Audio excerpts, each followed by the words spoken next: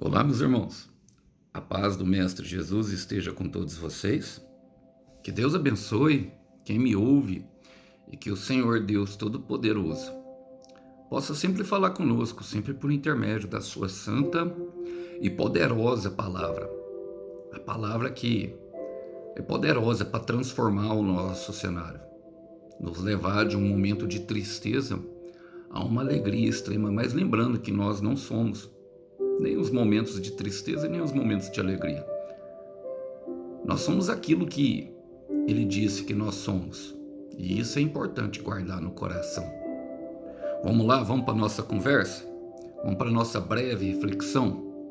O texto hoje para a nossa breve reflexão encontra-se justamente no livro de Atos dos Apóstolos. Capítulo 2, quero ler o verso 29 em diante. Diz assim: Irmãos, permitam-me dizer com toda a convicção que o patriarca Davi não estava se referindo a si mesmo, pois ele morreu e foi sepultado. O seu túmulo está aqui, entre nós. Mas ele era profeta e sabia que Deus havia prometido sob juramento que um dos seus descendentes se sentaria em seu trono.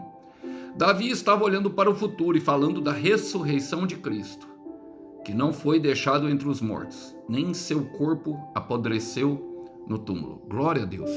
Palavra poderosa, irmãos. Quero contextualizar o livro de Atos. Eu gosto de mencionar que ele é uma ponte entre Jesus Cristo, a palavra da salvação, e até nós, que somos gentios.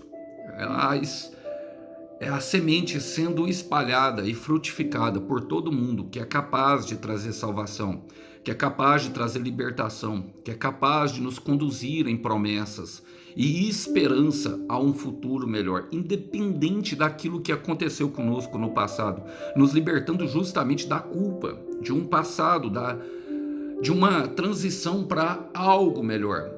Ali agora os apóstolos estão incumbidos da missão de espalhar essa semente. Quem está com a palavra aqui é Pedro. Logo depois do derramar do Espírito Santo, pregando a uma nação de Israel, inclusive dando palavras duras, quando fala para eles: foi vocês que crucificaram ele e o pregaram na cruz com a ajuda dos gentios. E Pedro nesse momento está relatando justamente aquilo que ele usa como revelação da própria palavra de Deus para trazer convencimento. Agora, logicamente, nenhum homem tem poder de convencer nenhum outro, irmão. Somente o Espírito Santo. E mediante isso eu quero fazer algumas aplicações pertinentes a esse texto para a nossa vida. Vamos lá? Fala assim, ó: Irmãos, permita-me dizer com toda a convicção. Eu amo essa parte, irmão, porque foi assim comigo.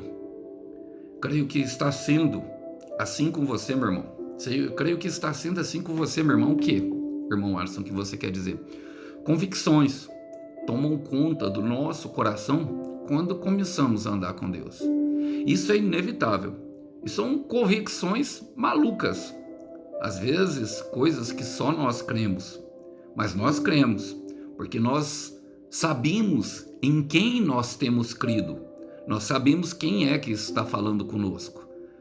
E quando ele fala, irmão, convicções entram no coração. Então, quando nós andamos com Deus, convicções tomam conta do nosso coração. Convicções de julgamento, convicções de juízo, convicções de esperança, de promessas e convicções daquilo que é a revelação dele, a vontade dele para a nossa vida. Convicções tomam conta do nosso coração. Eu gosto do texto de Hebreus 11:1, porque essas convicções, irmão, nada mais, nada menos do que a fé.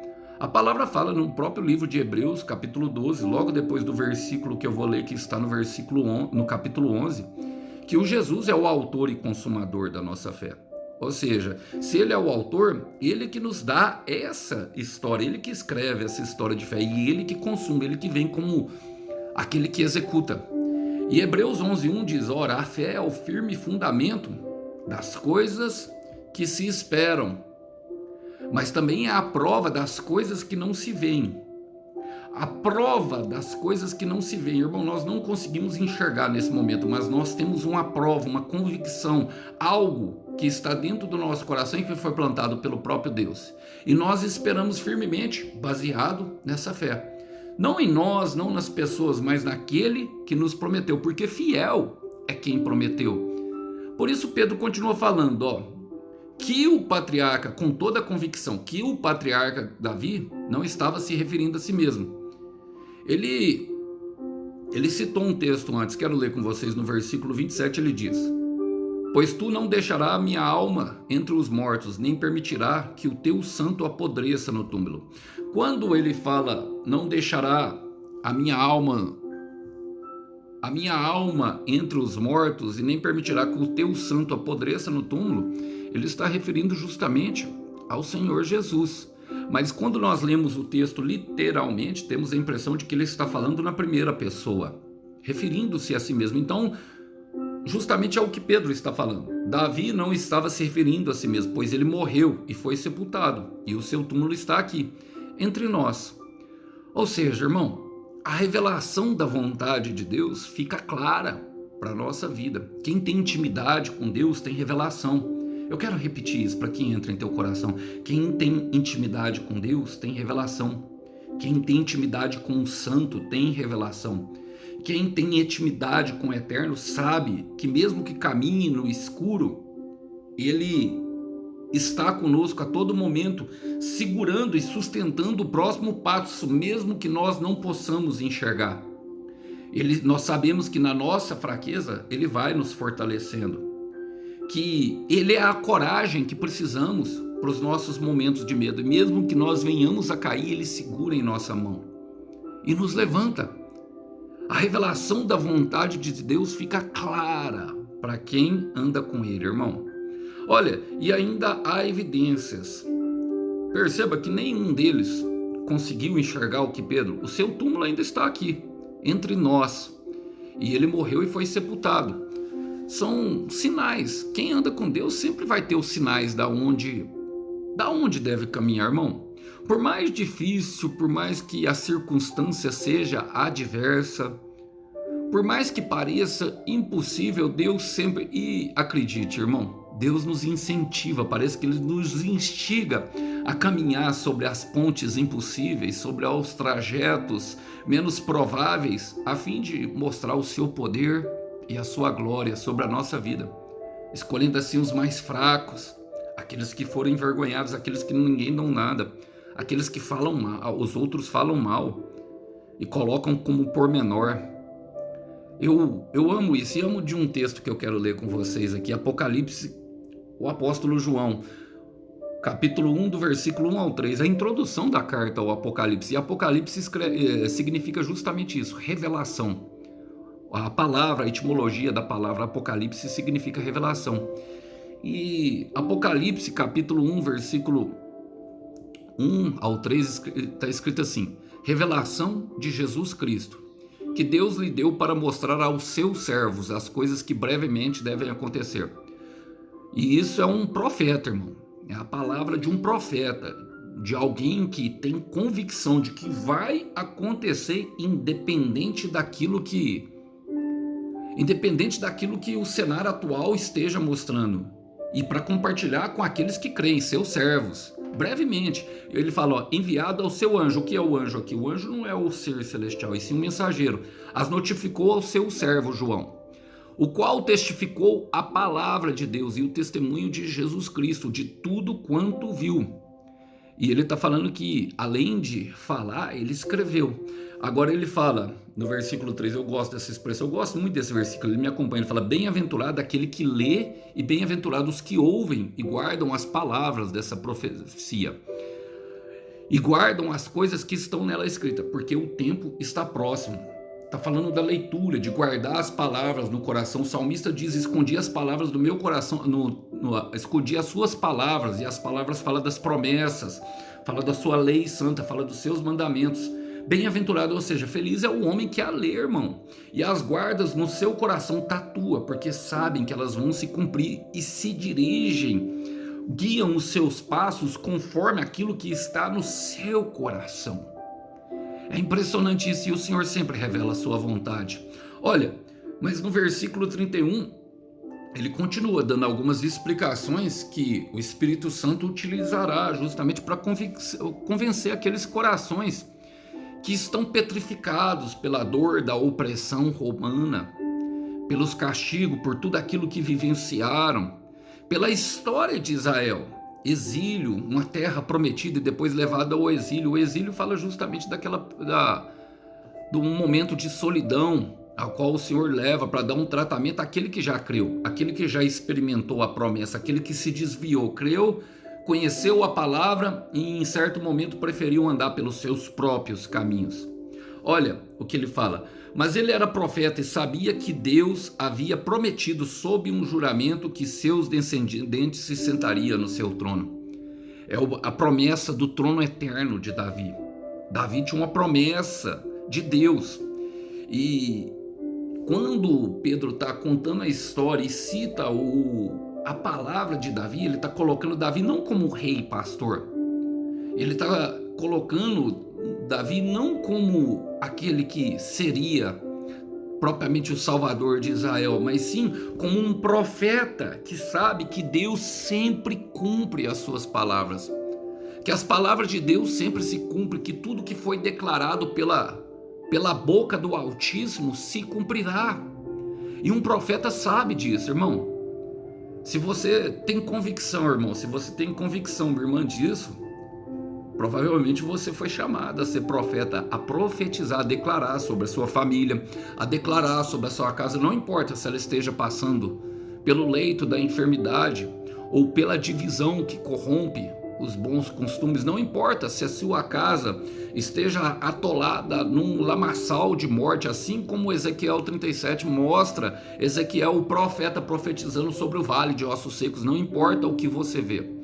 Um profeta simples sabe que as palavras de Deus se cumprem e ele começa a profetizar. Ele começa a profetizar.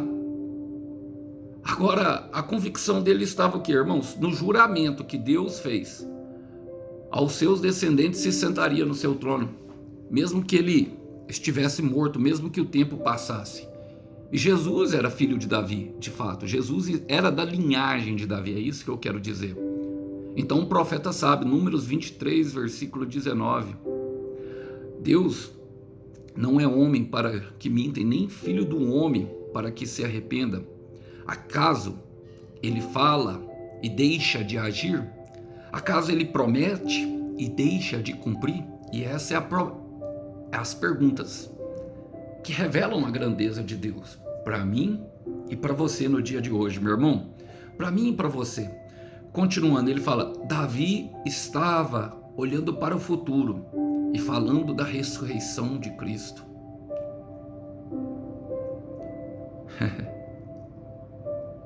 A cruz, a semente de um novo tempo, derramado pelo Cordeiro que tira o pecado do mundo, tira o erro, os passos errados.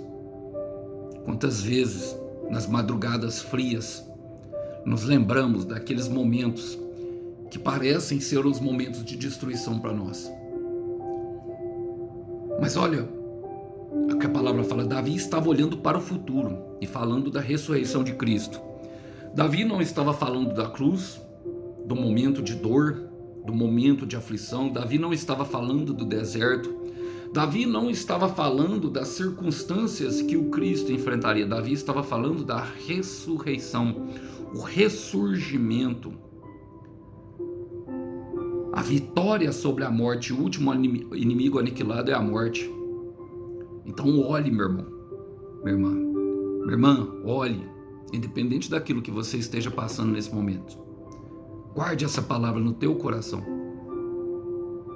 Olhe sempre para o alvo. Olhe sempre para o alto. Olhe sempre para o autor e consumador da sua fé. Inclusive é o que fala em Hebreus 12:1. Mantenha o olhar fixo em Jesus Cristo, o autor e consumador da nossa fé. Então olhe sempre para o alvo. Não importa o que você esteja passando. Eu creio que eu estou pregando para pessoas que têm passado pelo vale de sombra de morte e escuridão. Pessoas que têm passado por uma dificuldade extrema, que talvez estejam sem perspectiva e esperança. O Senhor está te chamando. Deus está te chamando, o Eterno está te chamando a olhar para Ele. E o que Ele fez, a morte não pôde o deter. Deus pequeno, problema grande. Deus grande, problema pequeno. Ele ressuscitou. Eu quero repetir, ele ressuscitou. Eu quero repetir mais uma vez, ele ressuscitou.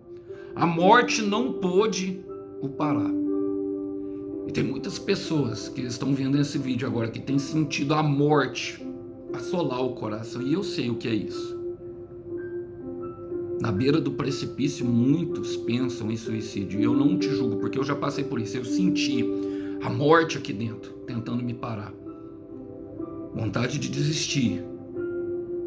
Vontade de largar a mão de tudo. Às vezes até mesmo vontade de tirar a própria vida. Pensa que nasceu para sofrer. Mentira! Mentira! Olhe para o alvo. Filipenses 3, versículo 14. Esqueça-se agora. Porque eu não julgo que eu já tenha alcançado tudo. Ao contrário, esquecendo-me das coisas que para trás ficam e perseguindo, projetando o alvo, olhando para o alvo, para o prêmio da soberana vocação em Cristo Jesus. Esqueça-se, meu irmão, para-brisa, ele é maior do que retrovisor 20 vezes, porque nós devemos olhar 20 vezes. É verdade que o passado é conselheiro, e o presente apoia justamente aquilo que o passado está construindo em nós, mas desconstrua dentro do teu coração aquilo de que Deus te trouxe ao mundo para sofrer. Não é verdade, ele ressuscitou. Olhe para o alvo. E aqui eu quero terminar, irmão. Ele fala que não foi deixado entre os mortos. E foi justamente aquilo que Davi fala, pois não deixará a minha alma entre os mortos. Que não foi deixado entre os mortos. A alma fala do nosso sentimento. Às vezes os nossos sentimentos estão totalmente entorpecidos pela dor. Tudo que nós queremos justamente é sair daquela condição. Muitas vezes nos entregamos ao pecado, justamente por aquele momento de dor, buscando assim um momento de dopamina que possa aliviar. Não, mas a dor ela cumpre um propósito, irmão. E Deus nunca deixará de cumprir aquilo que prometeu. Olha, Cristo, que não foi deixado entre os mortos, irmão, não foi deixado, e você também não será deixado, minha irmã, no vale de sombra de morte, mesmo que nós tenhamos que passar. Mesmo que nós temos que passar, meu irmão, mesmo que nós temos que passar, minha irmã, eu creio que eu estou pregando aqui para pessoas que têm se sentido assim, uma vida sem sentido, vazia. Essa palavra, ela é para você. Isaías capítulo 55, versículo 11. Acaso Deus fala? Olha, eu quero ler quero puxar aqui. Essa palavra é para você, meu irmão. Essa palavra, minha irmã, é para você que está desacreditado do momento. Isaías capítulo 55, versículo 11 fala: assim será a palavra que sair da minha boca. O que Deus te falou, meu irmão? Meu irmão, o que Deus te falou? O que queimou no teu coração? O que veio como um sonho ou como uma visão? Como um pensamento incessante que se repete dia após dia, que muitas vezes provoca até uma certa aflição. Assim será a palavra que sair da minha boca. Deus fala e fala de muitas formas, mas o homem não percebe. Ela não voltará para mim vazia. Vazia quer dizer sem propósito. Antes fará o que me apraz, ou seja, cumprirá o meu propósito, fará o que me agrada, fará a minha vontade e prosperará naquilo que eu enviarei. É para trazer prosperidade, irmão. Então tenha calma. Tenha calma. Os momentos de dor eles servem justamente para nós alinharmos a nossa visão com a visão de Deus. Eu gosto daquele texto de Apocalipse que fala que o Espírito e a noiva dizem: vem, Maranata, a hora vem, Senhor Jesus. O Espírito se refere ao Espírito Santo, a noiva somos nós, alinhados num único propósito, qual? Que Jesus Cristo venha, que é a palavra em execução, que a palavra se cumpra, aquilo que Ele disse para nós, para que sejamos testemunha de um amor leal e fiel que não nos abandonou, mesmo durante o vale de sombra de morte. Ora, Maranata, vem, Senhor Jesus. Ora, Maranata, vem, Senhor Jesus. Ele vem, tic-tac, tic-tac, tic-tac, ele vem, irmão, ele vem, minha irmã, tic-tac, tic-tac. Você consegue ainda contar as batidas do teu coração? É motivo para agradecer, porque Ele vem. E eu quero terminar porque fala assim: nem seu corpo apodreceu no túmulo. E é glorioso isso, irmão, porque o corpo fala justamente da igreja, o corpo de Cristo. O corpo também fala daqueles que, da onde nós experimentamos e da onde nós conseguimos enxergar aquilo que foi a bondade e fidelidade do Senhor. É através do nosso corpo, embora a vida esteja concentrada toda no Espírito, e é por isso que muitas vezes somos levados à morte, porque nos deixamos caminhar por aquilo que sentimos, por aquilo que é os desejos, os maus desejos do nosso corpo. Um servo fiel, irmão, aquele que acredita, verá e experimentará a promessa, verá e experimentar. A bondade e a fidelidade do Senhor o seguirão todos os dias da sua vida. A bondade e a fidelidade do Senhor seguirão. Não haverá mais choro, não haverá mais morte. Olha, mesmo que seja nesses momentos, mesmo que seja nesse tempo agora, haverá um tempo em que essa dor que veio para nos forjar, ela já não nos incomodará e às vezes até deixaremos de sentir. Fala da ressurreição, fala daquilo que é o cumprimento e da experimentação, ou seja, viver a experiência de fato daquilo que é o que Deus nos prometeu. Então um servo fiel viverá, experimentará a promessa. É nesse momento que, de tanto pensar alto, nós começamos a deixar de ser terrenos, e é nesse momento que começaremos a viver o impossível e os nossos pensamentos começam a flutuar entre as estrelas do céu. O servo fiel verá e experimentará. Tiago 1,12 diz: bem-aventurado o homem que suporta a provação, porque depois de aprovado receberá a coroa da vida que o Senhor prometeu aos que amam. E eu quero terminar com aquela frase que eu gosto de falar para vocês: o Cordeiro tem uma recompensa para o teu sacrifício. Fica os irmãos com a paz do Mestre, que Deus abençoe a todos. A paz do Senhor Jesus esteja com todos. Até mais. Tchau, tchau.